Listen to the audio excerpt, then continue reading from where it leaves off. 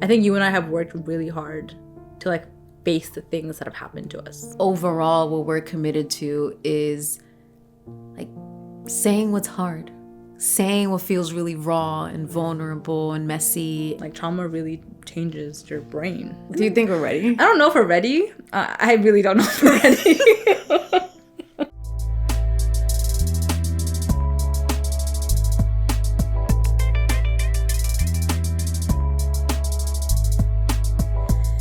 So we're back for another, installment of the messy part. Okay. Well, what are we installing? Some wisdom, maybe some experience, maybe, some unpacking, some unlearning, all the things, the things we love to do here on the messy part. I think one thing that we have always tried to maintain is that this is a place first and foremost for us to try something new and something hard. As folks who practice just never speaking up, this is like a really aggressive way to, practice. Not aggressive. I mean, it's a microphone and a camera. I don't know how you can get more, you gotta really take the risks that you're looking to outgrow, the fears that you're working to outgrow. So we've done a good job, I think, of making sure that we talk about the things that we struggle with here. And I think over the past 3 seasons, we always kind of hint at like college, or we hint at like this, our experience there. We kind of hint at, all the different ways we coped through the life that we were living. We've never actually like unpacked what was underneath those things. And, I think we should try. Do you think we're ready? I don't know if we're ready. I really don't know if we're ready. I mean, people say you're never ready, right? Yeah, but I think the fact that we're even willing to even like consider it feels different. Because if you had asked me like season 2, I'd have been like, yeah, no, it's okay. Maybe next time. But I don't know. Like, we'll see what happens. But I think it's worth an effort to kind of honor our intention for why we're here. Yeah. Here first before we're like here. Is to talk about the things that are hard for us, and I think shame is a big one. Yeah. I mean, this is real life therapy. This is what we call it, friendship therapy. Friendship therapy. Yeah. And I definitely see this as a place of like refuge for us. Yeah.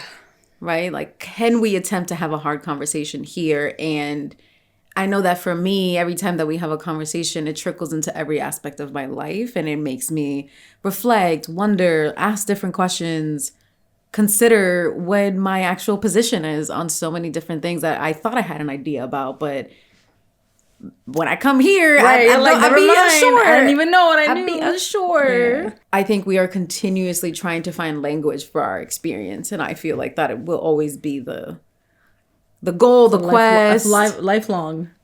Yep. Yeah. And obviously, we have hinted at this book before. You Are Your Best Thing. We have. It's tattoos. We got it all, okay?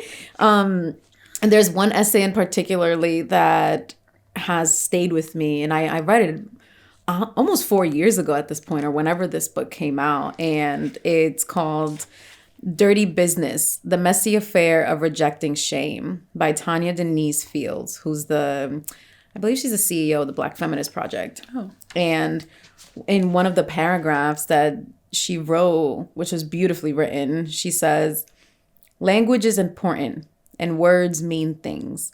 The things they mean can have an insidious effect on how we see the world, ourselves, each other. We use this word deserving a lot, and we think we're really saying something. I deserve to be happy. I deserve a nice apartment, or I deserve a healthy and successful relationship. But deserving is transactional.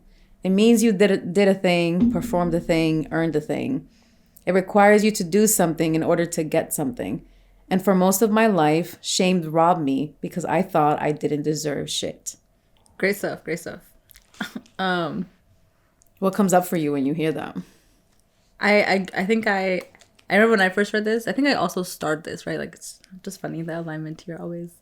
I appreciated the simpleness of the like language of like, yeah, like deserving is always like, there's some sort of like relational thing that happens, right? Either you do deserve or you don't deserve, and like there's always some arbitrary reason for why. And I think when I first read that particular story, I think up until that point I had thought about like deserving as like always in the negative, like you aren't deserving of something, or you do deserve something. It's always like yes or no, black or white.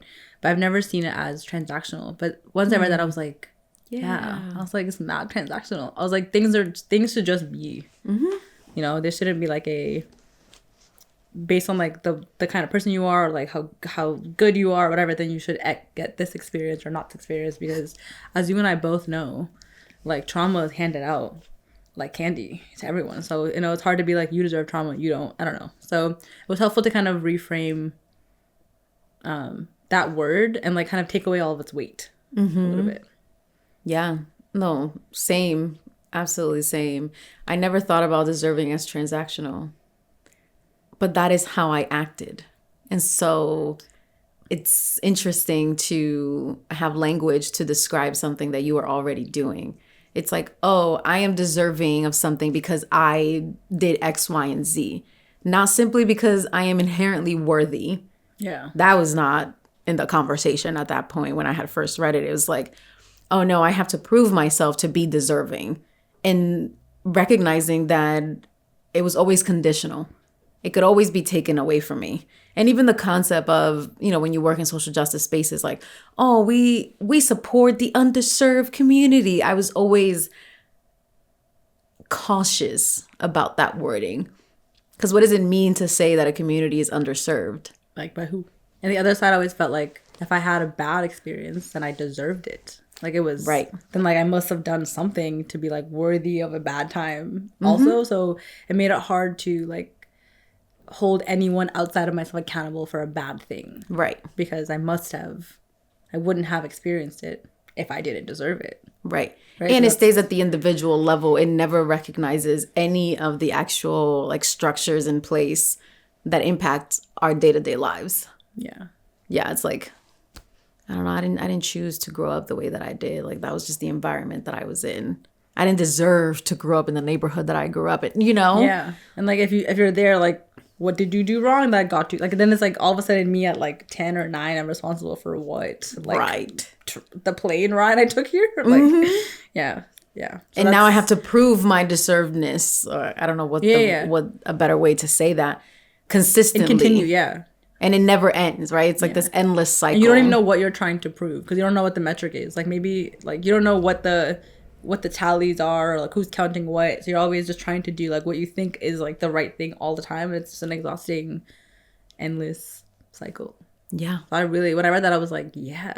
I was like, fuck that. I don't know if I internalized it then, but I definitely read it and I was like, I think I highlighted it. I was like, yeah. Yeah, you did. Exactly. You did. Yeah, I was like, shame is related to deserving. Like, they're connected. Wow. Like, you know. Yes. I was like, oh, okay. And many times you feel shame when you feel like you are not deserving. Yeah. Where you feel like, similar to what you were talking about, that you created the conditions that you are experiencing and the pain that you feel is yours. Yeah. And if you have a good time, also yours, I guess. Or like, no, I feel like when I felt like something was going well, that it wasn't mine. I only felt responsible for my experience if it was bad. Yeah. Like a good time, I was like, I'm waiting for a shooter job because I don't deserve this. I don't know what deserving something is supposed to look like. Yeah. Yeah. Terrible. Yeah. Terrible. Yeah. That's definitely language that I want to get rid of. Yeah. Like this idea of people being deserving. Yeah. And I know it's like sometimes innocent, right? Like, oh, like you don't deserve that experience. Like it's like a nicety people offer. And I think I'm just like, who deserves a bad time? Like, who deserves a good time? And who are you to decide which one is which? Right. Like, but our entire society is made up around shame. Yeah, transactional relationships are everywhere. Yeah. Yeah, like, and that's what I meant by it being conditional, right? So if you do something that's considered bad, then you are deserving of the consequence of the punishment, really, not the consequence of the punishment that you may get. And you almost take people's humanity away. And you can never trust a good thing. Exactly. If that experience happens enough at the appropriate age of development, then you'll never be able to appreciate or hold on to something that's not bad because it doesn't feel like yours. Yeah. Only like trauma feels like yours. That's quite terrible. That is quite terrible. Yeah. And there's this other passage that I want to read that I think is really helpful for us to ground ourselves in. And what she says is, I finally, without apology, verbalized that I ain't felt like I was much of anything for a good long while. and that it was not some personal failing, but a natural result of a world laden with fat antagonism, colorism, toxic ideas around sexuality, respectability politics bullshit, and whooping doses of racism. And when all these things intersected, it made for a perfect low self-image cocktail. Just beautifully written. I know. She goes on to say, I didn't have low self-esteem as if it were something I had just picked up in the supermarket. This was inherited. This was nurtured. This was force-fed to me through passive words, casual slaps, and cyclical violence. It was normalized in media tropes and schoolyard taunts. It was insidious and invisible, but always present and consistent. And the irony was that it was shame that created this. And it was shame that made me feel as if I could not openly verbalize and confront this and ultimately heal. Yeah, I just think it's such a good example of all of the structures around us that actually impact us. Yeah. Right? That we are not a personal failure. It's like all of these things surrounding us. You're set up to fail. Yeah, you're set up to fail. Yeah. And you're set up to, and you are made to feel like shit. Like you are undeserving because of your identities and where you grew up and all of these different things. So that's what that made me. Yeah. That's what that made me think think about. when you were reading it, I was thinking about something you said. I forget which episode, but that we tend to pick up other people's things and take them in and like, you know, like love them like they are our own. And it's eventually gets hard to decipher like what is you, what is like what you've been taught, what is someone else's thing you picked up. Like it's hard to figure out. And all of that is like in your body while you're just like trying to go to work. And, right. Like trying to just like, you know, live your life day to day. And if there isn't time spent to like really try to like untangle all those things, then you never come to the other side. And the other side is only another side for a moment because as you and I both know, you know, all of the trauma is just there. Right. It's gonna come back in different ways. You're gonna see it in different ways, you know, things you work through come back like brand new. Like it's just this constant work of trying to remember and like forgive and release and, you know, work through the things that have shaped the experience you've had so far. Yeah. Yeah. And a reminder that healing is not linear, that maybe it's cyclical, right? Like you were saying, you go through something, you survive the experience, then you maybe have a period of time where you disentangle the experience, trying to make sense, make meaning of it. And then maybe for a while you're fine. And then one day, something that's just like, not boom. The case anymore. Yeah, it reminds and me. Everything kind of comes back up. And we've had conversations even around anger, right? Like that's one of the emotions that kind of comes up, but so does shame. Shame comes back. And one of the things that I think with shame is that shame keeps you silent. Shame keeps you from not speaking, from not sharing, from not even saying that you had the experience to yourself, not even admitting to yourself what happened. And is like debilitating? Yeah. Debilitating is the word I'm looking for. Yeah. Are you laughing? I think that's accurate. It's like debilitating, but I don't think people are like, I don't think even for me, like I don't think we're aware that that's what happened. Like it happened so like seamlessly that like you just feel like, oh yeah, I have nothing to say. Mm-hmm. It's not even like, oh, the shame is in the way. It's like, no, I don't have anything to say. So like it takes even a long time to realize that what you were doing was like that shame was the thing that was like silencing you. I think even that is like separate work to kind of figure out what's on the other side or what you're not saying. Yeah. And I feel like, I mean, obviously I didn't have the language of shame when I was younger, but I definitely knew that there were certain things that I couldn't say out loud. Based on the people's reaction to what those things are? Not only based on the people's reactions to them, but based on their unwillingness to even acknowledge. Like what you could say. What I could say. Yeah. And so for a long time, I was like, well, I'm not going to say anything because that's how I'm going to maintain my peace, everyone's peace, and we're going to keep moving forward. And when I did have the courage to say something out loud that I felt was really hard, I was dismissed. And that in turn created more shame. Like bigger shame, stronger shame, more aggressive shame, you know? The bodyguard of the secrets got bigger and stronger and, you know, more keys and locks, you know? Exactly. Yeah. Exactly. And one of the things that we haven't necessarily talked about on the podcast, but is so prevalent is like sexual violence. And we just know so many people who have experienced sexual violence. It is all around us all of the time. Yeah, it's kind of wild. It's like such a common experience. Such a common experience that I feel like has become so normalized that I think that it's like more rare that it hasn't happened than has. Particularly for women. At least that's my experience of what I've seen. Yeah. Yeah, and it's become so normalized that people still don't feel comfortable talking about it either, even if it is something that we all agree happens. I don't know what the statistic is, but I think it's something like 1 in 5 women have been like assaulted or something like that. So that's terrible. I know at least 5 women. I know at least 5. I know at least 6. Actually. You know? Exactly, right? Yeah. Yeah. And so there's obviously something that is still keeping us from having those conversations. Yeah. And I wish that we could have more conversations and more vulnerability around like our experiences and also like the experiences of the people we know that have gone through it, that have completely altered their personality, their interests, their mood, everything like, is impacted. Like their career choices, like where they live, like everything is transformed by it. Yeah. I think in violence in general, I think that well, one, it's definitely hard, I think, to talk about sexual assault or sexual violence because if you don't even believe yourself, how are you going to even articulate whatever you're saying out loud? Because the minute one person asks a question, even if they're just trying to clarify something, like all of that, I think unravels really quickly. And the other part of it, I think you and I talked about earlier, that feels also really important is the bridge between a traumatic experience and all of the ways that it untangles your life that you might not even like necessarily realize as you're like surviving, right? As you're doing all these things to kind of unknowingly protect yourself or to the best of your ability on the other side even. Yeah. And I remember the first time that I like learned about sexual violence, I guess. I don't know what else better way to say it, but I was in middle school and one of my really, really close friends at the time like had been assaulted by someone in her family. It's more who you and know I was who like, you don't know. What? And I was so grateful that she said anything. We were what, like 12, 13? Yeah. She was so brave to even articulate something like that.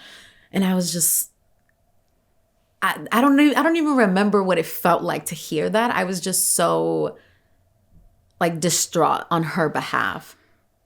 And I was like, you're so young. Like we're so little. Yeah, like what do you mean? And this is like an older person that's in your life that's supposed to be protecting you. And they're not. Yeah. And they're not. And they have all the power. And so that was the first time before I learned about statistics and all of these things that I was like, oh, it's the people around you that could do that to you. The people that are supposed to be protecting you. So yeah, where does that leave you? Where does that leave us? Unprotected. Unprotected. And like unaware. And like informing new connections. What was the word? Neuroplasticity. Mm-hmm. Like, you know, I feel like the younger you are, your brain is still doing a lot of like, okay, this means this means this. And if those things happen early in your life, you're building like different connections around like what safety means. Maybe now you consider that to be safe. Right. Like it creates this entire other world of problems that you have to spend your entire life just like working through. That's insane.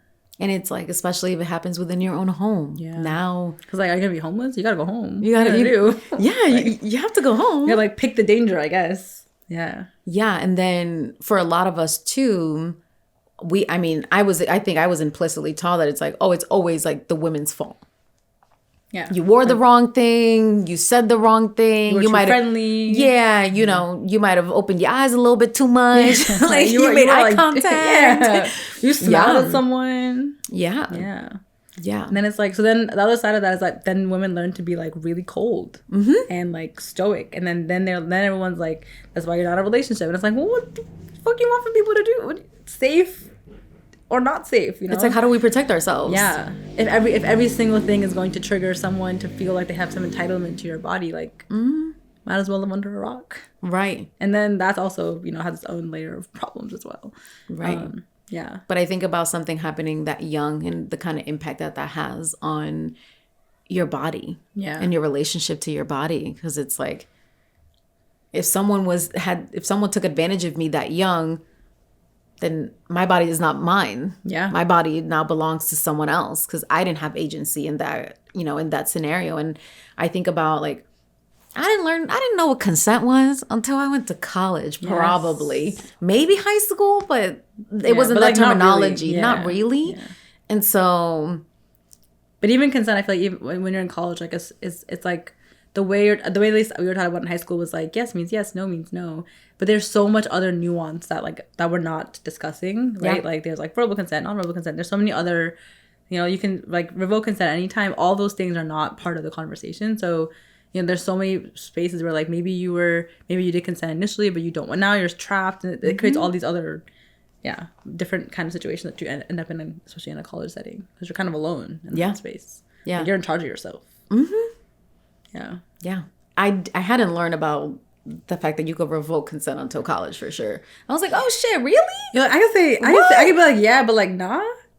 I could be into it and not. Wow, that's great to know. Again, language is helpful to know what your options are and what your choices are. And I wouldn't say that we have better terminology now around any of these pieces like consent, safe sex, safety.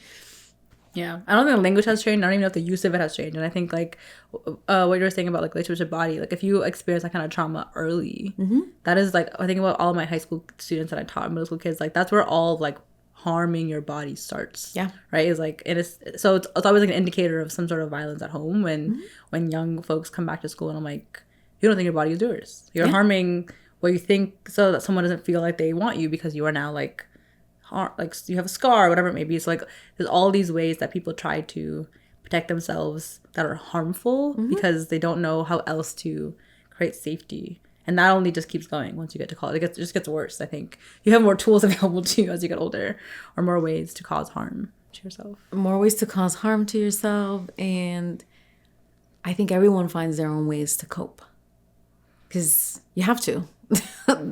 There's no alternative. Yeah, there is none. Haven't seen one yet. There is, don't know her. Yeah. And I'm sure there are healthy ones and all these things, and like you don't really land there. But even coming back to the piece, it's like if you experience sexual violence at some point, and then someone tells you that you were the reason why that happened to you, then you are going to believe, oh, I am deserving of this experience. Yeah, I created this experience for myself. If it ever happens again, it's because of me. Yeah. And it's like, I put myself in those situations. I wore what I wasn't supposed to. And you just see all the ways that it limits our self-expression. And even then when you step outside of that environment, like, you don't know how to say no. You get taken advantage of maybe in a work setting. Like, all these other things become now true in your life because your initial autonomy was taken from you.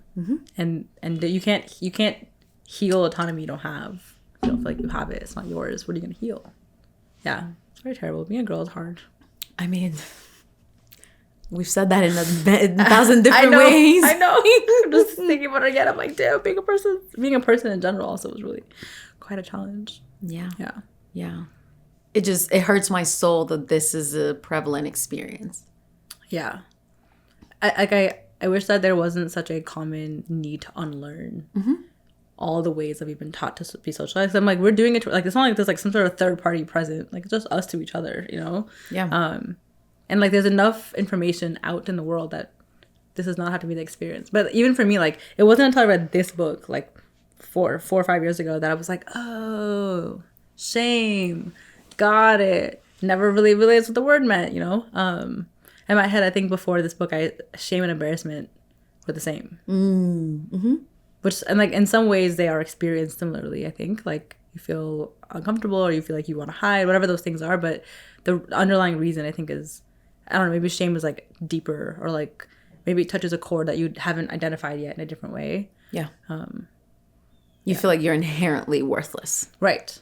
Or it's like in my head now I think embarrassment feels situational. Like something happened, you fell, you tripped, whatever. But yeah, I think before I read this book, they weren't different to me. Yeah. Like shame becomes who you are. Yes. Like it's your entire personhood. It changes your entire personality, the way your posture, all of it. Like you become a different person. Like trauma really changes your brain. No, it's really hard. And I think earlier you had talked about college, and my entire college experience was surrounded around sexual violence to some extent. Like there were professors that were being accused of sexual violence on like multiple. Like, I guess I'll still go to class on Friday. I was like, okay, I'm gonna sit here, but I'm not going to office hours because I'm not gonna put myself because in that situation, right? That happened because you knew we said that right. So it's always the person who experienced the harm that is responsible for attuning the harm as well, or not making sure it doesn't happen again somehow. Right. Yeah. It's like can't really prevent that. That we just know that that's not true. But yeah, I just remember it was like every single year something happened where that was the theme, or that was always in conversation. And there's just so many nuances when you're having these conversations. Because like when I think about it, I'm like, there's a whole history of sexual violence. There's like lived experience, but there's also like this historical pieces. Yeah. Like it's a way of controlling people. Of course, it's a way of, oh my goodness, yes. Yeah. That's what was it? It's like a war tactic. Yeah. Because what happens when you do that, people don't feel like they have autonomy. No. So you're taking away somebody's bodily autonomy, so you are more likely to control them. And they comply like without, pushing back, whatever it may be. Yeah, because they're grieving. They're grieving their body. They're grieving who they were. They're grieving. Yeah. It's really just, it's another form of grief. It is. Yeah. For sure. And it never ends because it feels like it's your fault. Right. So like what you're grieving and you're angry, but you're angry at yourself, and then that's its own cycle that, doesn't end well either. Yeah. Yeah. Yeah, I think mine was too. I think college is a really interesting time because I think for a lot of people, like it's the first time we're like alone, right? Like first time you're kind of an adult, sort of, and everyone's been taught what they've been taught about like how empowered they should or should not be. And I think depending on how you were raised, like you might feel entitled to people. Like I think that's part of it. Is like I feel like for college was the first time I saw people my age be like almost like saying no to me is not an option. They didn't say that, but like everything about their behavior communicated that. Right.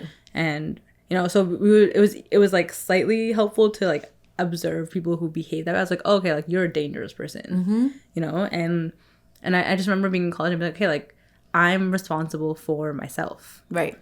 And no one else is responsible for me but me, which again, like I think I've worked through that a little bit because like I'm responsible for you. I feel responsible for my community, right? Like you also are responsible for yourself, but like as somebody who like is around the people I care about, like I'm also keeping an eye. I don't know. So I think college is a really isolating time where like you feel, at least for me, I felt like if I couldn't keep myself safe, then whatever happened was my fault because I couldn't keep myself safe. But like I had no safety skills. I don't know. Besides like looking around and being like, no thanks. That's it, most that I can do. Or I was like fighting people, like I don't know. Or keeping an eye on my drink every single time. Like I can't even turn. Yeah. So then you end up you end up not going places. So I feel like college was the first time that I watched a lot of people like try to navigate like exploring relationships or even just figuring out how to. And everything is a risk, right? Like you don't know people really be acting a particular way, might be acting different behind closed doors. Like you don't know any of that information when you meet people because everyone sends their best representative out. So there were so many moments in college where I feel like my friends, we do our best to be like, give us your location, XYZ, and then they'd come back and be like, it was so unsafe and all, and like nothing we could have said. I don't know. No one saw it coming, right? So it's so hard to, because then the opposite end is that you don't build relationships. Yeah. And that doesn't feel like a safe alternative either. Yeah, you isolate. Yeah. So yeah, college is an interesting time to see that like everyone isn't coming into who they are. Some people were just kind of terrible. So I was like, wow. But they were nurtured that way. That's what I'm saying. So for me, I'm like, you feel empowered and entitled to people's bodies.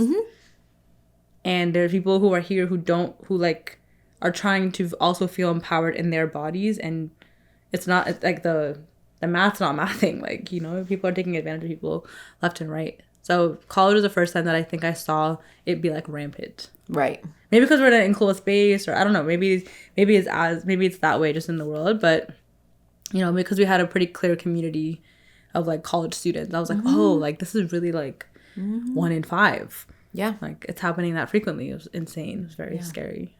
And I also remember learning in college that sexual violence could also happen within relationships. Right. Yes, I remember learning that too. And I was like, oh. I said, really? I was like, wait, so if you're in a relationship, you don't just have everyone's consenting perpetually because you're in a, oh, yeah, I didn't know that. I didn't know. That was news to me. Brand new information. Yeah, that was like, you can say no and you can still ideally stay in the relationship after saying no. Huh? Yeah. What a miracle. Like, that's crazy. I'm like, damn. I don't have to be down all the time. Wow. Yeah. Yeah. But that's crazy. That's unfortunate that we, 2021 that we're learning that information. That's a lot of life to have lived first. And a lot of violence to have experienced. First. Yeah. Yeah. Yeah. And there's also a line between knowing information and knowing how to like use it. I don't know if college is a time where I feel like I learned how to use the language that I knew now. I was like, I don't even know what I would do with this information. Like, I know I can say no, like, don't, no, then what? Like, then, I don't know. So I feel like I don't know if I use the things that I was learning either, because it's hard and it's uncomfortable and it's scary. You don't know people's reactions to any of these things. And not only that, sometimes people's initial reaction is to be nonverbal. Some people freeze. And so when you say to someone, you can just say no. It's like, well, bitch, I couldn't say anything. Yeah. What are we talking about? Yeah. So there's some pieces about how people respond in those situations. Or maybe you got triggered by the fact that something was happening. You didn't even know you were going to be triggered, and now you're just there. Yeah. Or you thought that you and your friend were just going to hang out and do homework, and all of a sudden, it's not homework. It's not homework. It's not homework. And I was like, damn, homework left. I still got homework left. Yeah. Yeah, I still got schoolwork. I still got work to do. What? I still have finals. Yeah. I have. Yeah. Oh my goodness. Yeah. The work doesn't end because you experienced something traumatic. Yeah. And it actually worsens. It does, and it's not. And I think this is true probably for Holocaust also. I feel like there were so many moments where like students, my classmates, my peers would report sexual violence. Across the board, right? What coercion, harassment, whatever you want to call it. Yeah. And essentially, it was like, thanks for letting us know. Like, please avoid this area. Generally, I'm like, oh yeah, don't take that class with that person. But you need it for your major. Yep. So I should graduate late now. I'm gonna graduate late. Yeah. I'm gonna pay you for a whole semester tuition because I was assaulted. Yeah. So then that also teaches everyone, don't tell the school, because that's not going to help you. That's going to, because what I've seen is they're the cops. That, and they also, I feel like what I've seen is for the person who reports it, they're the person who has to kind of like become a pretzel. Yeah. And like navigate this other person who caused them violence. And not only that, they have to have so much documentation. Yeah. Who was documenting? They have to repeat. Yeah. Time and time again. If their story ever changes, then immediately the whole thing is falling apart. Or they're not believed because they're crying. Or because they have an emotional reaction to remembering a traumatic experience. Right. Yeah. They're like, you don't seem sad enough. I'm like... Yeah. So your emotional state also... On either side, if you're crying, you're being emotional. If you're not crying, then clearly it didn't happen because you'd be crying if it did. Right. So what are we talking about? So you're not believed. Yeah. Regardless of your emotional state. Might as well not say nothing. I don't know. You know? And that's what we learned. Yeah. It's better not to say anything. But I have friends that were really open about their experiences. And I think that really impacted my understanding and like my willingness to have more conversations about it as well. Yeah. Because I was like, you don't have to be ashamed that this happened to you.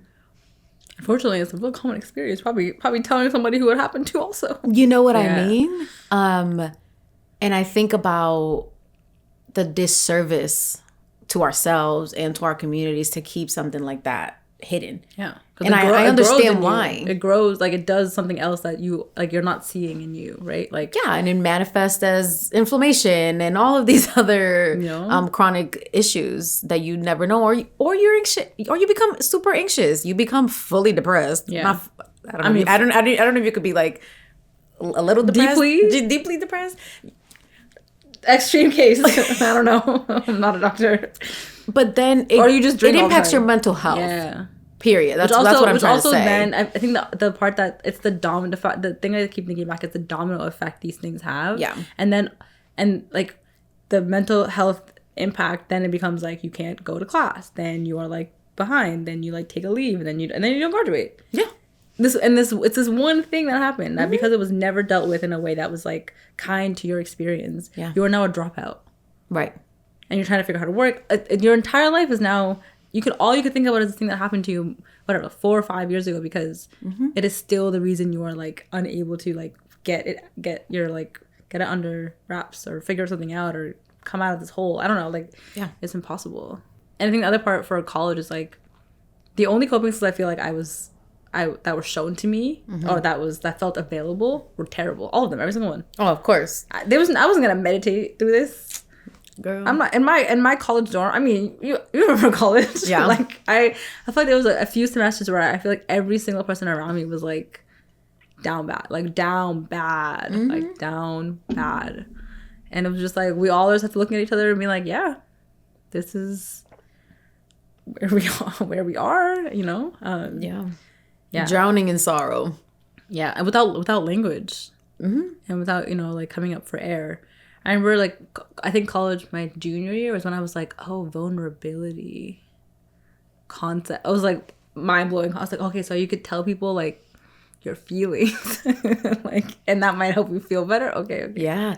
Like, oh, I could share what happened to me. Yeah. And someone might feel empowered to then share in return. But also, I might feel less like full of information to just release that out of my mouth.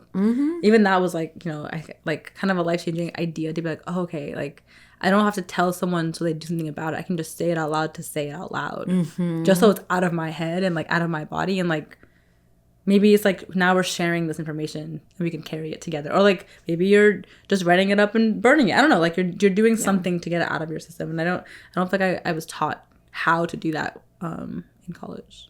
So when I was in college, I was an RA for a few years, and we get training on like sexual assault. And what we were taught to do is if someone tells you that they have, that they have been assaulted, you have to report it. So you're a mandated reporter?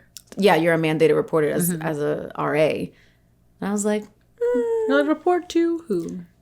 But also, how unkind that someone is sharing with me something so traumatic. And my first thing to say to them is, we must report this.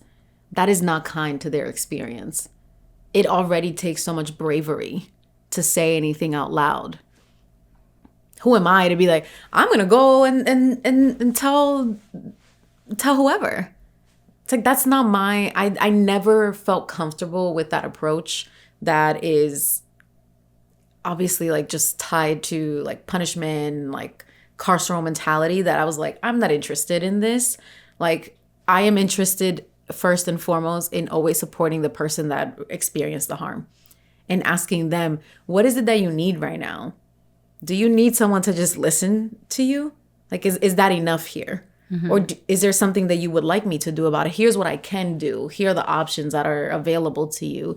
But I was never comfortable being like, now that I have this information, like, I need to go and do my moral duty and report it. It just felt so unnatural as a way to respond. And that is, outside of a college context, that is how we respond to people who have this experience. It's like, okay, well, if it's true, then file a police report, do your little kit, right? Document everything. And then the only form of justice that you could ever receive is that the person like ends up in jail or prison. And that is just so black and white to the actual experience of of a survivor. It's like, maybe I just never want to see them again. I never want to be in a room with them. Explain what happened or tell them or talk to them. Or, yeah, like our idea of what justice looks like on the other side is so narrow. Yeah. Yeah, I think the mandated reporter part is tricky for me just because my context is like younger people, and I think at least in my experience of it, like it is so protective, for students, and like a lot of young people at college feels trickier to me because the age range is different there, and I think that there should be a lot more room for like autonomy and decision making there. But the thing that feels important, or why I've appreciated that it's a mandate, is that it has to be reported, because most of the time it's at home. And like they definitely don't want you to tell anyone 1,000%. The kids are like, no, I'm telling you because I trust you. It's like, but obviously you should share that information that you're going to report it beforehand for you to share anything. But I think about how so many people don't say anything because of that. Which is nobody's fault. Yeah, so it's tricky. I think in my head is like, I know it's hard because like the alternative is, I know you're going home, and that feels crazy, right? Like not that I'm putting you in harm's way, but now I'm complicit, because like, I think college feels trickier to me. I don't think I realized that college people are mandated reports in college. It makes sense to me up until like 18. I don't know. If you're over 21, it feels odd because at that point, like you're a full-fledged adult and you should get some say in what happens next. Yeah. And I think reporting, I think, is different across the board. Like reporting to the college doesn't really make sense because like they're not people who can do anything about it. Reporting it to, like, for younger people, it's like DCF, like family services, more than it is like for like a legal like procedure. Right. Yeah. So I think people should get some choice and autonomy, and it's tricky to figure out like how do you support someone in a way that they can't support themselves, because sometimes it's hard to put somebody who's in that kind of situation. Like they can't survive the experience alone, and the thing they think will help might not be the thing. It's just hard. It's hard to know. It's hard to know what the best way is, but taking away their autonomy that's not the answer. Right. Like if I'm telling you that no one is listening to me, and now you're telling me that you listen to me, and the next thing will be no listening to me ever again, that doesn't feel like it's just gonna help anything. Yeah, and I don't think people appreciate how much harm outside of like the other person experiences whatever, right? Like some sort of consequence. Like I think you're right. People don't understand the level of harm it creates. Yeah. Like even just internally, like the amount of distrust it creates in people, the amount of like disgust and shame around like just people can't even like look at themselves in mirrors for years. I mean, it also impacts your like sexual life. Yeah. Like forever. Forever. Yeah. Like you may not ever want to have sex again. Yeah. Or it might not feel good to you because every time you like think back to this experience. Goes. Yeah. It becomes a thing you always have to be like, you have to announce to a new part, like, hey, like just so you know, this like, thing happened to me. Yeah, and so I find weird, but then it's like, like it never goes away. Again, it doesn't become a part of your personality, but it shapes who you are. It's a part of your personhood, definitely. Yes. And if it's not, that's also clear in some other way. Right. Or like if you never talk about it, like I think it also it manifests differently. Trauma has a way of kind of just making itself known, whether or not you want it to be known. Yeah. And it's just I don't even like. I think yesterday we were talking about how like there's things that I just don't remember them. Like and it's not because I was like drinking. I literally my brain is like nope, no idea. But like I have like some memories of just like experiences in college that I'm like I can't see the rest of this image. Like I don't know, and I think it's just how much of that is happening around us. Like how much don't we remember? Particularly from times like where I feel like college is a good the first time where you're really just like trying to figure out life by yourself.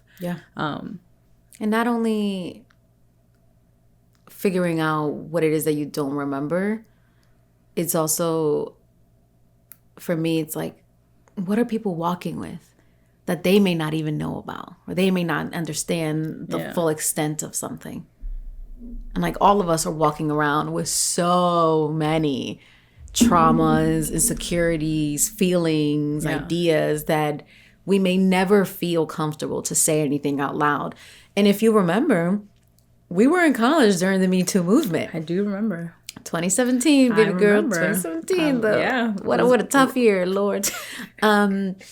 Lord. And I remember it was just so hard. It was so hard. I was a real sad girl for real. Like I lived in the. Sure. I think like that's when SZA came out too. That's true. SZA and Me Too. Jamila Woods at that time too. Yeah. Like I just remember like my last 2 years of college. Like I think I never turned the lights on in my room. Like not one time. Like I think it just remained dark in there. Like I would just be like I would just be looking around with my like phone for things. Like I didn't have a light to turn on. Yeah. Not one time. Oh. I just never like. I don't think I was like, I'm sad. It's just like, it was just true. Like and I was living with all women, and we all were everyone was having the same experience. Our house was just dark. We all were eating like crackers for like a year. It was terrible. Yeah. So when I say that my entire college experience was shaped. Yeah, by sexual violence. That makes sense. Right, like at a cultural level or national level, and then actually like in within college, the college campus. Yeah. Like with my peers, as an RA, I was just engulfed in this thing that I felt like I couldn't really escape. And I saw the ways in which everyone was just trying to cope. It's like, oh, this happened to me, and I have to go to a meeting because I'm planning this cultural event. Right. Like I got an extension on my thesis. Yeah. Yeah, I almost didn't finish my thesis. Oh my god. You know? Yeah. But we all like, which is, I mean, it's really, really toxic. But like, I think that the people like in my community when I was in college all were like high functioning depressive. I don't know, like for sure. None of we all still went to class. are. Still are. I don't know if people are clinically diagnosed as such, but like we all went to our 9 a.m.s. I was at my 9 a.m. Oh yeah. I was there. Was I sober? I was there though. Right. I was there. Yeah. Were they? I don't know. Like, yeah, I was heavily self-medicated. I actually learned the term self-medication in college too. I was like, oh, that's what's happening? Oh. Like, and then I said, now why am I doing that? I said, because of things I can't remember. Because of things you can't remember. Yeah. Yeah. Yeah, I never asked that question in college. I don't think I could handle the question. I didn't ask it. I was just like, anyway, you know. And it was also like, it wasn't just. I think it would have felt different. I'd have dealt with it differently if I felt like it was just me. But it was such a common experience, like across the board, that I feel like we're like, oh, this is just like what happens in college. We're all just cool, you know. Yeah, it was really hard, and it's difficult to think back. Even now, I'm like trying to just remember it. I don't even think I have good clear memories of it. I remember when I was assaulted when I was a sophomore in college. It was beginning of sophomore year. Little baby. I was a little baby. And I got really drunk. It was like a day party or something. I got really drunk. A friend of mine was supposed to walk me back to my room. I did not end up in my room. And then I was told by that same person 24 hours later that I was the one that wanted to have sex with him. And I said, but I can't remember. Yeah. And I just kept going. You're like, anyway. I was like, class, I guess. Like, okay, weird time. And then I went to like a BSU event. I was like, all right, we eating dinner? Like, what's up, community? I'm up now. Like, I went to sleep. You know, I'm up now. Yeah. And that's like real strong escapism. Real strong. And I think that at some point I had blocked that experience, that it wasn't until a year and a half later when I was in the Dominican Republic over the summer that I was sitting in the back porch, and I had spent a lot of time by myself that summer because I was doing an internship. And I don't know, I was just sitting down and I was listening to something, and I said, oh my fucking goodness, this happened to me. And my whole world like shattered. Yeah. Like legitimately shattered. I didn't know what to do with myself. And I was in DR. I couldn't self-medicate. There was nothing around. You were just like, wow, the trees, the sky's so like, nice. Wow. Yeah, you couldn't escape yourself. Yeah. And then I came back senior year, and I just turned, and I turned everybody getting assaulted too. And you're like, whoa. Yeah, because now you have like a different like attention to those things. Yeah. To this day, I don't think that person knows that that's what they did. And that's the part that I'd be like, what do you think was going on? Because I'm like, what? Like, how? He thinks that I wanted it. But you don't remember. Okay. But I don't remember. So yeah, I mean, it's been a long time since then. Yeah. Doesn't change the intensity of the experience. Doesn't change the intensity of the experience. And, you know, like, some days are great. And then other days I'd be like, oh, right, that happened. And now I'm crying and I don't understand why. Sometimes the tears just come and you're like, wonder which thing this is about.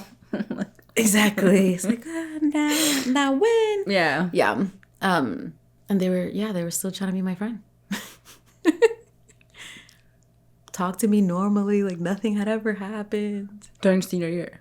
Like during college. Oh, in college. During college. Yeah. I have many questions. Not for you, actually. I have yeah. questions for you. I mean, I don't have questions for... What settles my spirit is that I know that I'm not the only person that has had this experience. Unfortunately. I know. You know, like very unfortunately. We need to know. Yeah. And it completely altered my life. Yeah. And so many of the decisions that I made after, when I think about why, I'm like, oh, it's because I had this experience. I was like, now why was I interested in healing in college? I like that. Now why was I? Oh yeah. Just be like, why did I start journaling? Why did I like start doing all of these healing modalities? I was like, oh, wow, that's your entire personality now. Good stuff. Yeah. You are who you're supposed to be. I believe that. Of course, 1,000%. Okay, and I don't think that I needed to have that experience to have the interest. No, that I don't think that's not what I'm trying to say. Yeah. No, but it's unfortunate that like that's even a part of the way that you've come to be. Exactly. Yeah. But I was like trying to find a way out, or a way through. Yeah, a way through. Really. Yeah. And I was like, I didn't say anything for a long time. Did you ever tell anyone on the other side? Once you realize what? Oh yeah, at that point I was like, everybody's gonna find out. Guess what I learned recently? Guess what I remember recently? Guess what happened 2 years ago? Good for you. And the level of shame that it took me that long to recognize what had happened to me. What was the shame about, you think? Like just not remembering? Definitely not remembering. And then that's when I realized, oh, like my body was trying to protect me. Like my mind was trying to protect me because I had to keep going. There was no stopping. There was no pausing. It was either I graduate or the whole other world falls apart. The rest of the world falls apart. Yeah. Yeah. And I knew, that's when I started therapy too in college. Hey, okay. Yeah. I was just like trying to grasp onto something that could help me like have a different experience to make me feel like at home in my own body again. Yeah, I think what I think about, again, like I feel like my recall is just terrible. I feel like what was tricky for me about college is like I was already, aside from any like traumatic experiences, which plenty, I was already working through like I didn't even know how to feel my feelings just for like for a whole other host of reasons so there was like this time period where I feel like I discovered my feelings. I was like, oh, I have emotions? Yeah. Oh, okay. And they're related to things that happened. God, okay. Like, I feel like I was having, like, I don't even know what the experience was, but it was, like, definitely junior year where I was just, like, I remember being so aware that I wasn't feeling the appropriate emotion for the experiences I was having. I remember having that thought in my head of being, like, I think it's supposed to be, like, crying, but, like, I don't feel sad. So something's wrong because... like I'm not matching the room or like, I don't know. I couldn't like, I felt so disconnected from myself, my community, like the literal experience I knew I was having. Yeah. And that was like its own kind of trauma. And like, even just trying to figure out how to like, I feel like I was playing a game. I still, my chart, my emotional word chart is very handy. I spent so much of my like junior, senior year being like, okay, like, when this happens, you are sad. When this happens, there is anger. Like I feel like I was playing a game trying to like correlate experiences, and it was just really challenging because then you add trauma to that. It's like then you're having delayed reactions, which also just makes it more confusing to figure out how to feel about things. And I think that I spent so much of my college time just being like, these are things that are happening, which is separate than like how I'm feeling. I couldn't bridge the gap. And a recognition that you could have multiple feelings about one experience. Yes. It's not just, oh, this happened, now I feel sad. It's right. Like, now I feel frustrated, agitated, angry. No, I was at basics. I was just doing like you're happy. Like 1 + 1 is 2. I hadn't gone to nuance. I was like happy, sad, angry. That's it. I was like, which one? And I was like, once I get there, then I'm like, okay, what's the other one? Like, because I feel like before I had no emotional reaction to anything that was happening. Yeah. And I was like, do I like this? Do I dislike this? Do I like, maybe? Like, I couldn't figure out. You were learning yourself. Yeah, but the fact that it was happening in college, I think I had a lot of shame around that. That I was like, people around me are like excited about stuff and not excited about stuff. And they knew this was a bad time and this was a good time. And I couldn't like decipher. Yeah. I was like, I was like, everything happened. I don't know. And like, I didn't die. So clearly it wasn't that bad. It was like my baseline for my feelings. I don't know. So it wasn't until I feel like I graduated college, which is insane because that was like recently, I guess. Like, it was not recent, but recent enough, right? Yeah. For emotional regulation, like damn, I learned all my emotional regulation post college. That's crazy. I mean, at least you learned it. That's true. I don't know how, still working on it, but I think like it took until like I was like looking back at college as an experience to be like, oh, similar to you, where I feel like it took me like the couple years out of school and reading books like this to be like, okay, like what was happening here wasn't that I didn't know what I was feeling. It was that I was like stunned into silence. Yes. Right. I was like, into silence. Yeah. Where I was like, oh, like it wasn't my like lack of connecting the dots. It was that it was such a shock to my system that I couldn't find. There was no emotion to find. There was nothing there because and your body was trying to protect you. Exactly. So something similar to you, but I think I like miscorrelated what was going on because I was already navigating something hard in my head. So it took a long time for me to be like, oh, my silence was not my like feeling. It was that there was nothing. Like I had no. My brain was not on. It was off or left or almost whatever. Like you were in freeze mode. Yeah, I wasn't there. Like, so it just took a long time post college. I think to your point, like I think that part of the shame around violence in general, whether it be sexual or not, across the board, is that because it is so intimate and violence feels depending on who you are, like different things feel violent to you. That if you don't know what feels violent to you, it feels like shameful to only realize that on the other side that was violence. Right. Does that make sense? Yeah. So all of that, like I feel like all after college, you're like, how did I delay this understanding? Like, it's so like clear logical. now. Yeah, it makes so much sense. Yeah. So I think the whole thing felt so insane that I feel like I like lost my shit because I'm like working. I have a whole adult job, and I was like, oh my god, I can't have this kind of breakdown now. Like I need to figure out what. You're like, I need to teach the children. You know what I'm saying? Like I can't just not go to work. Yeah. So low key COVID blessing. Like something about getting that like year long, like I don't gotta be in front of people in person, like I think saved my life. Because I think I ran away. I went to Seattle for like 2 months and I was like, I was in grad school. It was a whole like Black Lives Matter, like whatever. It was more like, it was Lord. terrible. Talk about another time period that I blocked out. You know, that like I can't even. You're like, we're not gonna unpack that one. Ooh, 2020. But I feel like a part of that experience for me, like aside from like the things that are happening then, was like I was processing college.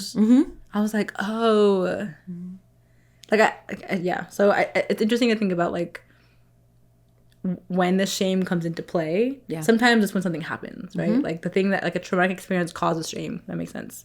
But sometimes the shame comes from like not knowing that something happened. And then the other side of it is like shame comes like because it's been so long and you now can't do anything about the thing that happened. Like, and all of it is still personal, and none of it allows for anyone else to come join the conversation or be accountable for their part in the thing that happened. I think that's also really frustrating.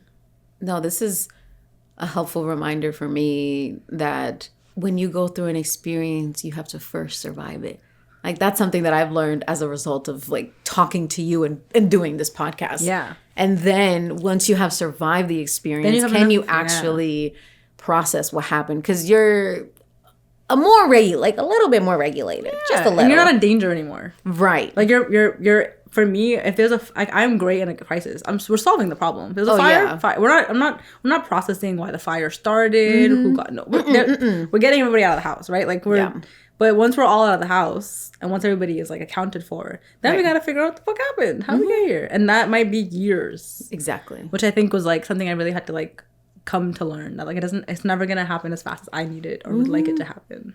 I know. And I wish like if I could say anything to myself of like that junior summer, it's like, there's no shame in just realizing now.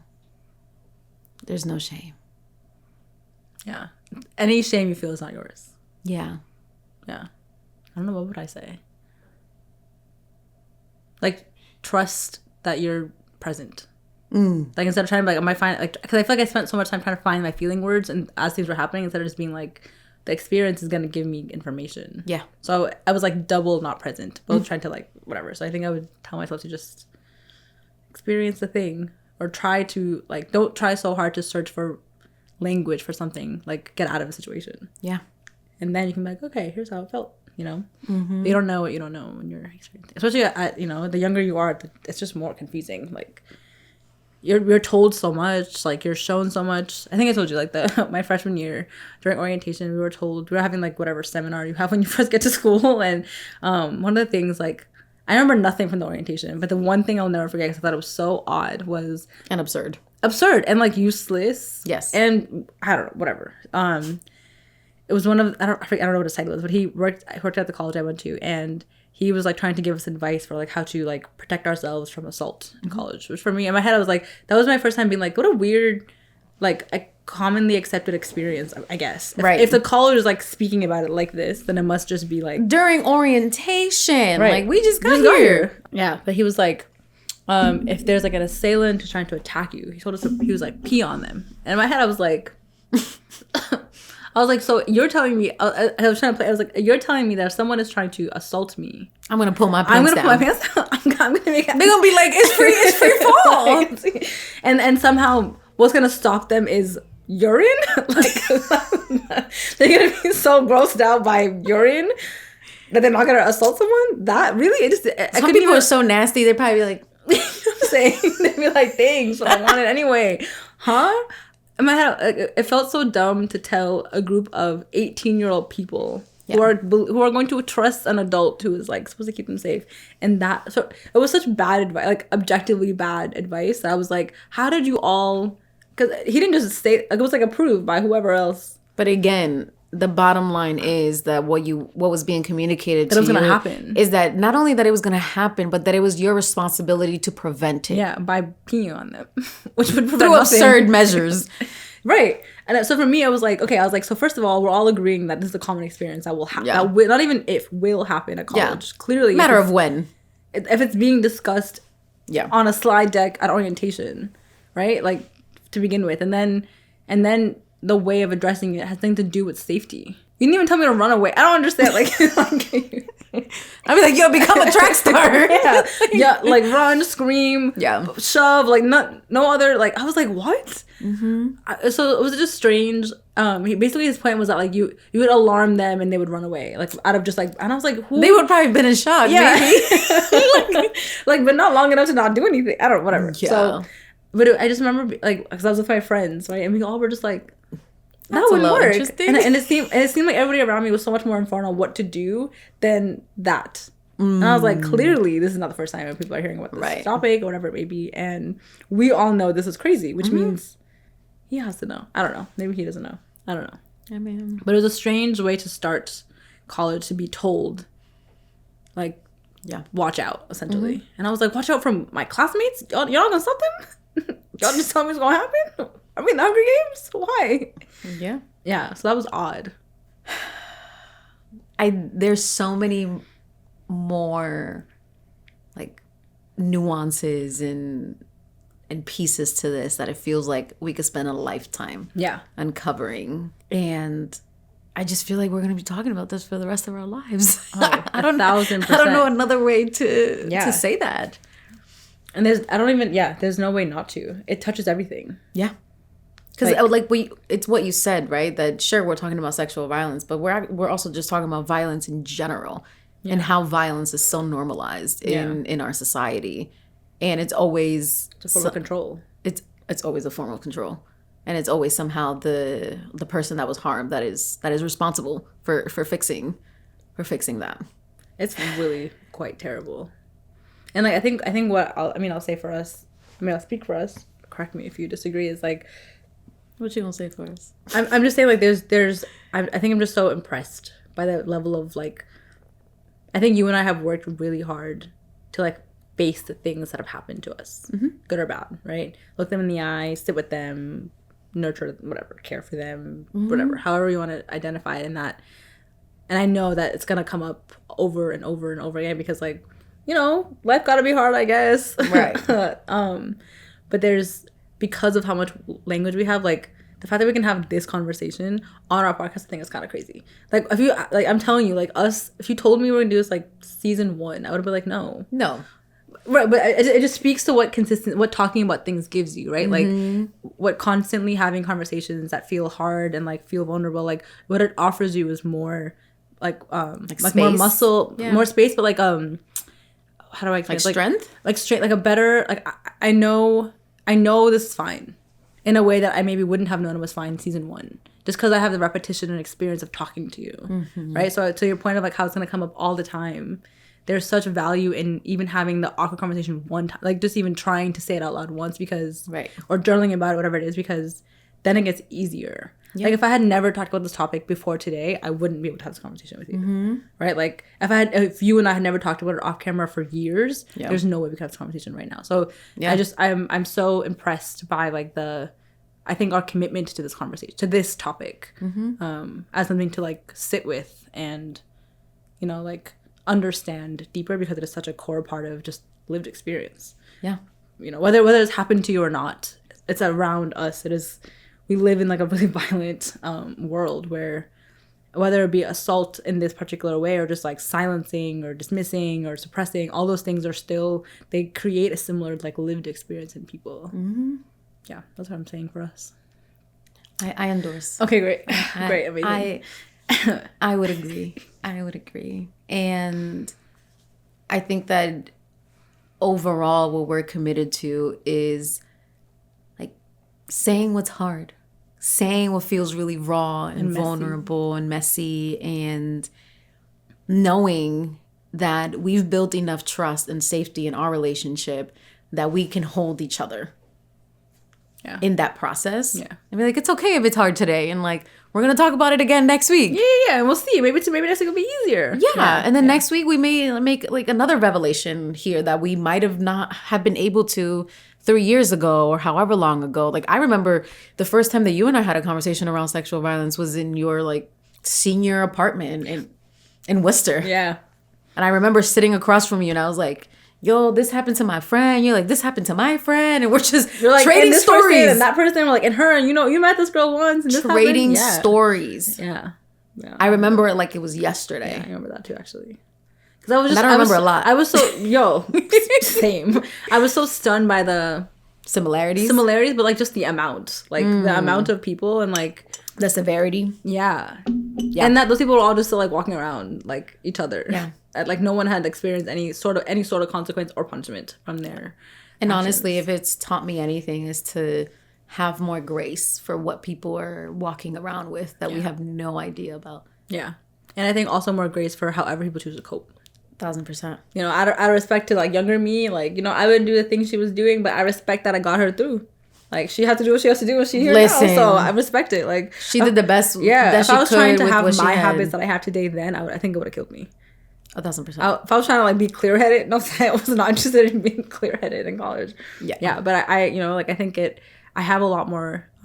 It's this whole my life experience has given me more respect for like bad coping mechanisms. You know, like you do what you can with the best that's available. You know, and like obviously I always want people to work towards things that are going to feel sustainable and healthy and, you know, nourishing.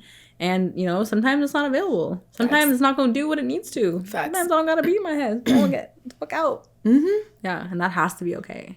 Because survival is first. Fact. Yeah. You got to get out. Like, you can't heal something you haven't survived if you're not alive to be there to, you know, deal with the experience. Yeah. And it's like, who are we to ever police how someone responds to something that harmed them? Yeah. You live your best life. Yeah. You live the life that feels safest to you. And if that means like a lot of risk taking or no risk taking or isolation or mad community, like you give yourself the thing that's going to like give you a footing. Yeah. Because it's hard when it gets taken without any you don't even know that you were standing on solid ground until you're like floating. Like Yeah. I am grateful that we're on the other side. Yeah, oh my God. That we have new ways to heal and we know more now. And when I say that having my friends talk about this with me in college also saved my life. So I was like, oh, I'm not alone. You're like, oh, this happens to other people. This happens to other people, and it also has altered their reality.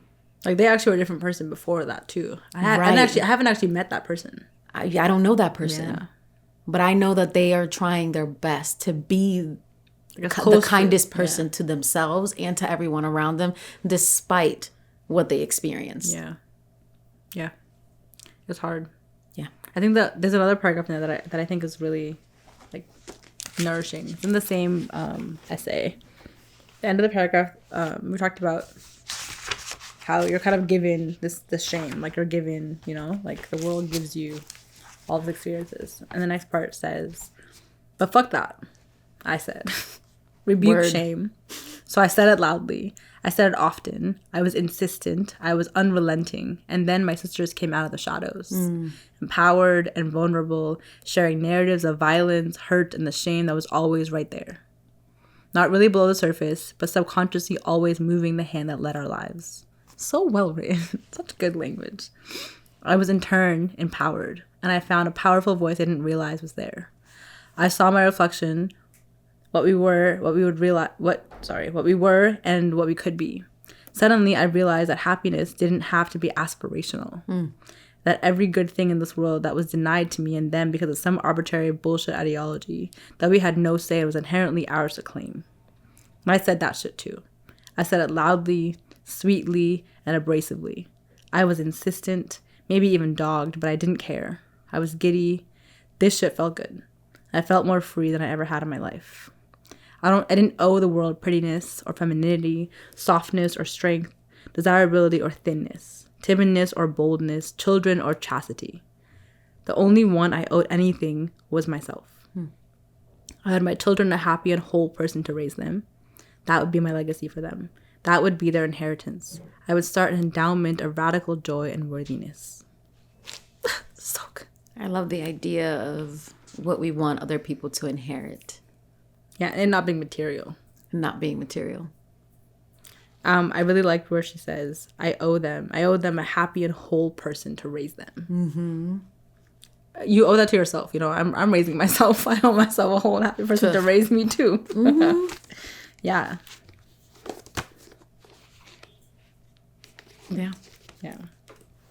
Any takeaways or anything that's like coming up for you? I mean, always like talking to you. They'll never change. I think that I'm trying to make sure I don't say the same thing I say every time, which is just repeat conversations often. I think the other takeaway for me is that I think shame is sometimes a teacher. It doesn't always have to be. That's what I'm realizing. I think it doesn't always have to be the thing like realized, like, oh, I didn't know. It's like that shame was there for as long as you couldn't handle it. Sometimes, right? And it lifts when you're like, okay, like I can face this now, and I think that's really beautiful.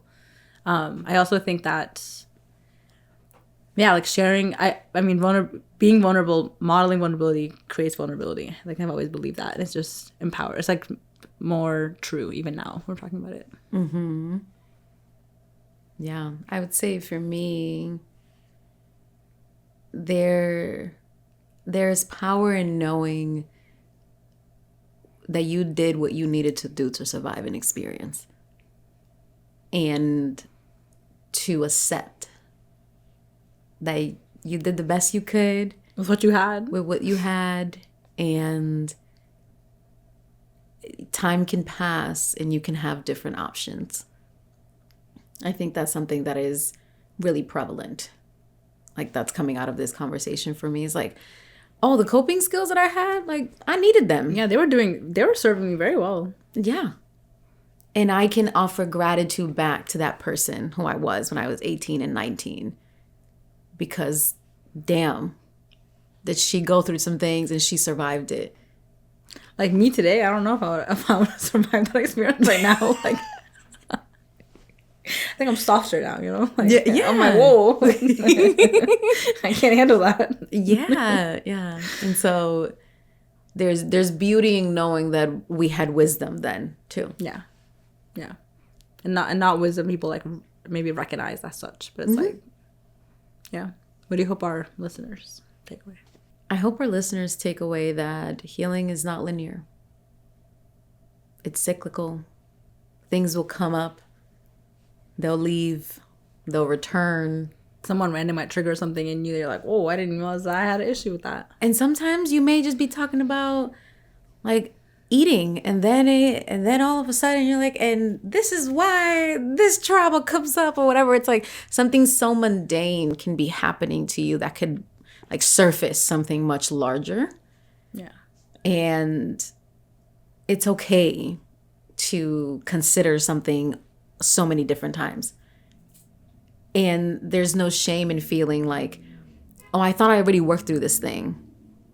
If it comes up again, work through it again. Not only work through it again, but it's like, what can I learn now? Or like, why is it coming up now? What is it asking of me? And that's how I felt with this conversation. I was like, I've worked through this in every form, every way, with every person I know. And what wisdom can come on the other side of like me having the same conversation about an experience that I had a really long time ago. So somewhere in that, I hope our listeners... This is my wisdom you shared. I think all I'd add is your body knows best. Word. Your body is your guide. Your body knows best. And, as the book tells us, you're your best thing. You're your best thing. So listen. And sometimes your body knows best means that it shuts down. Mm-hmm. And maybe you don't got to remember a thing right now. And that, like all of the energy spent trying to recall something might not be worth it for today. Word. There will be other times like your body will reveal what it can when it's ready, and just trust it, and maybe thank it for it, keeping you as safe as it can with all that happens around you. Yeah. And not only that is tomorrow will come. No matter what. And tomorrow you may feel differently. If today you feel like you're underwater, tomorrow you may be above water. And the next day you may be under again. And maybe you'll never see water again the next day. Who knows? Really. But through it all, like, you have yourself to hold. Mm-hmm. So, like, learn how to hold yourself. Yeah. Yeah. And tomorrow is possible. Sometimes, especially when you go through a really hard experience, you're like, I don't know if I can get through this. We all need some kind of tomorrow. We all need some kind of tomorrow.